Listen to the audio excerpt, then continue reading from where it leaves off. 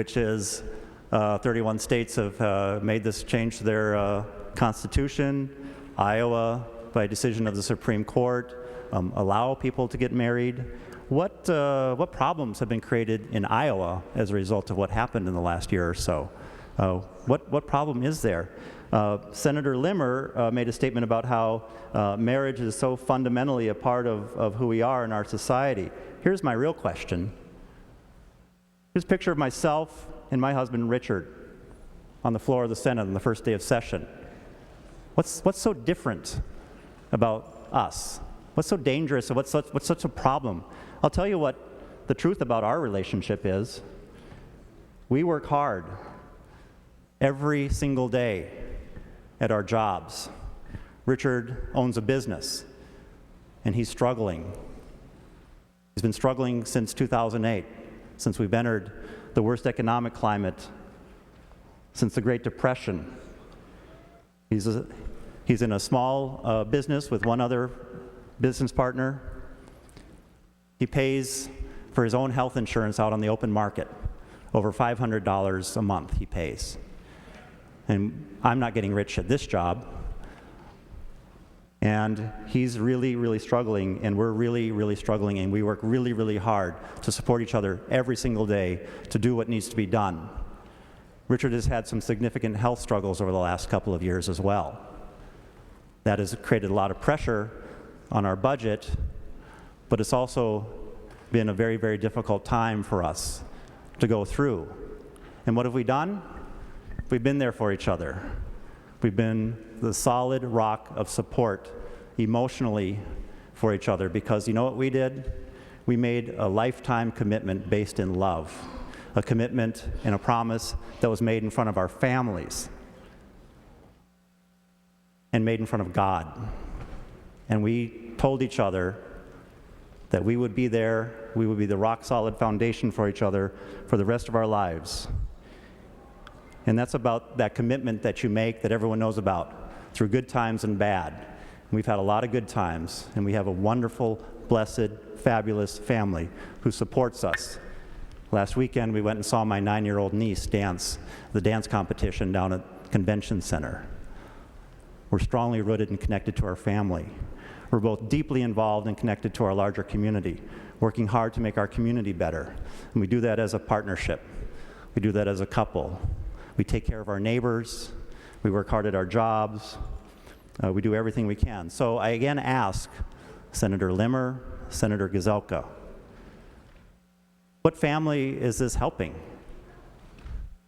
Not a single family in Minnesota is helped by this effort. But I'll tell you what, a lot of families are hurt.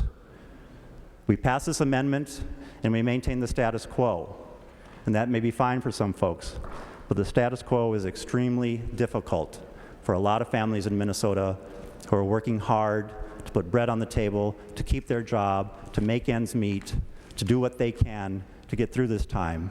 And what this amendment is going to do, we talk about a conversation that we're going to have with Minnesota. We're not going to have a conversation. We're going to have an ugly, angry, divisive campaign with millions and millions and millions of dollars are going to pour into the state from other places. Doubt me, take a look at how much money came in to California from Utah on that campaign. And you know what that campaign is going to look like? It's going to be about creating disinformation, about half-truths and mistruths and complete outright lies about what my family is all about, what my family does on a daily basis. It's going to create conjecture and fear and divide Minnesotans during this critical time in our economy when we need to be pulling people together, drawing folks into a common purpose. That's what Minnesota has done for over 100 years, 150 years now. Minnesota has built a great state. And we haven't always been perfect, but we've been getting there slowly over time.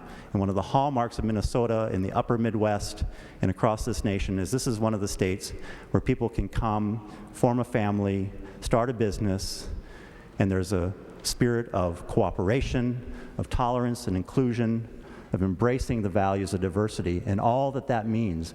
People bringing their new ideas and their perspectives and having a vibrant and vital place to live. And it gives us a tremendous economic advantage This amendment is going to create a climate of hostility and fear. And it's about creating a moral judgment that some people are worthy and some people are not worthy. And that's the conversation we're going to have. It's not going to be conversation. It's going to be about ramping up and amping up predispositions and lack of familiarity and really dividing folks against each other. And if you don't think this harms people, we've had this debate about what's happening with kids in our schools. The kids are watching us. They're listening to us. And what are we saying to the kids in our schools? You know, we rejected any effort to protect kids from bullying. The bullying statutes are good enough, but the kids are telling us something completely different. They're not good enough. That they're still, you know, if they're gay or lesbian or disabled, there's still so much hostility that they experience. And adults aren't intervening on their behalf, and parents feel helpless in trying to help those kids out. They're listening to us right now. We are the Senate of the state of Minnesota, and we are contemplating a provision to go in the Minnesota Constitution that says some people have no access anymore to the laws of the state, forever. No access if this thing gets passed by the people of Minnesota. And you already said 31 states out of 31 have passed this. So it's a pretty good shot that it will pass, and that's what you want. No access anymore to the basic laws that say that when families come together and they make that vow of commitment and responsibility based in love, that promise that they make in front of their entire family, so that then they can perhaps someday provide health care for each other, like I'd like to do for Richard, because he's bleeding. He's not bringing any money in his business, and he's bleeding $500 plus a month. Or maybe, like the case of someone who just got in touch with me, a fellow named James. His husband Tom died, young guy, unexpectedly, a few weeks ago. James had to ask Tom's father to sign for his body. What kind of indignity is that? Imagine not being able to take care of the basic things you need to take care of at the end of your time together here on earth. Tom has some financial accounts that are only in his name. James has no access to those. He can't settle up. You know how hard it is to settle up the end-of-life issues. It's a lot of work. It's very complicated. It's very stressful, very, very difficult period. And you're saying we want to amend the Constitution so that we never have any more access to those basic legal and civil and economic provisions that support and affirm strong, stable families that are working hard to do what they need to do. So Senator Limmer, Senator Gazelka, what problem are we trying to solve here? What are we actually doing here? What are we saying to the state of Minnesota? What are we saying to the kids of Minnesota?